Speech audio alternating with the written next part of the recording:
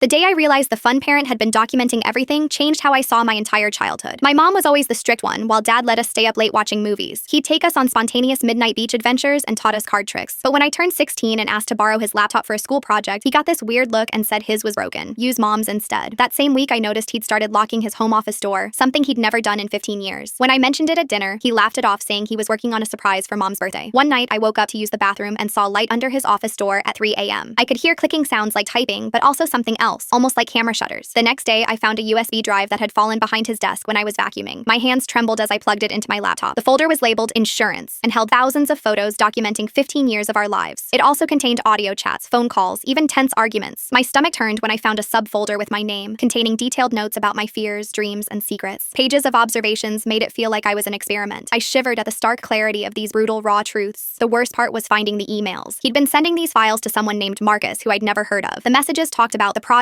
and Phase 2 implementation and behavioral predictions. One email from Marcus said, "The Sarah files are particularly interesting. Her trust levels are off the charts. Perfect candidate." Candidate for what? My whole body went cold. I kept digging and found contracts with dates going back to when I was a baby. Some kind of research study about family dynamics and child development. Apparently, Marcus ran a company that sold this data to tech companies developing AI parenting apps. My dad had been getting paid $5,000 a month to document our lives. Every birthday party, every heart-to-heart, every vulnerable moment was just data collection. The fun dad persona was calculated to make us open up more. I printed everything and waited until he left for work the next morning. Then I showed my mom. She went white as paper and had to sit down. She kept saying, "No, no, no," over and over, just like my brother did when he found out Santa wasn't real, except this was so much worse. We confronted him that night. He tried to explain that it started as a way to pay for my mom's cancer treatments years ago, that he never meant for it to go this far. But I found deposits from last month. Mom's been cancer-free for 5 years. He kept doing it because the money was too good to pass up. My little brother, only 12, asked him, "So when you taught me to ride my bike, were you my dad or were you working?" The silence that followed broke what was left of our family. Mom filed for divorce the next week. We stayed with our grandparents while she sorted everything out. The investigation revealed dad wasn't the only parent in the program. Hundreds of families across the country had been unknowingly part of this sick experiment. Some of the kids were adults now, just finding out their entire childhoods were manufactured for data. The lawsuit is ongoing, but the damage is done. I can't look at old family photos without wondering which moments were real and which were staged for better documentation. My therapist says it's normal to question everything now. My siblings and I have gotten closer though. Trauma bonding, I guess. We made a pact to never document each other without permission. No photos, no videos, no nothing unless everyone agrees. Mom bought us all old flip phones and we leave our smartphones in a box by the door when we're home. It's extreme, but it's the only way we feel safe. Sometimes I catch myself analyzing my own behavior, wondering if I'm being genuine or if I'm performing emotions the way he taught me to. The fun parent turned out to be nothing but a data collector, and now I don't know if any of my childhood memories are real or just carefully orchestrated content for some tech company's algorithm.